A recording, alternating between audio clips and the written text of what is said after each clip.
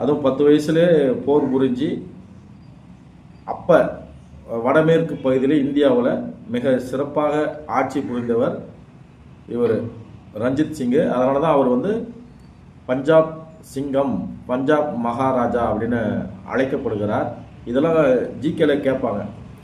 பஞ்சாப் சிங்கம் என்று அழைக்கப்படுவர்னு இன்னொருத்தர் இருக்கிறார், லாலா லஜபதி ராய். அவர் வந்து சுதந்திர போராட்ட வீரர். இவர் வந்து உண்மையிலுமே அரச வம்சத்தை சார்ந்தவர், மன்னர் வம்சத்தை சார்ந்தவர். அதனால் பஞ்சாப் சிங்கம் என்று அழைக்கப்படுவர் யாருன்னா 2 பேர், லாலா லஜபதி ராயும் அவரையும் சொல்கிறாங்க, இவரையும் சொல்கிறாங்க. அதனால் நீங்கள் கன்ஃபியூஸ் ஆகக்கூடாது. ஆப்ஷனில் கேட்கும்போது ரஞ்சித் சிங் அப்படின்னா ரஞ்சித் சிங்னு நீங்கள் டிக் பண்ணலாம். அதனால் ஒரே பேர் நிறைய பேர் மகாத்மா அப்படின்னு சொல்கிறோம். மகாத்மா அப்படின்னா ஃபஸ்ட்டு இந்தியாவின் முதல் மகாத்மா யாருன்னு பார்த்தா சமூக சீர்திருத்தவாதி, ஜாதி மத பேதம் இருக்கக்கூடாதுன்னு போராடிய ஜோதிராய் பூலே அவர்கள் தான் இந்தியாவின் முதல் மகாத்மா. அதன் பிறகு மகாத்மா அப்படின்னு யாருன்னு சொல்கிறோம்னா மகாத்மா காந்தி அவர்களை.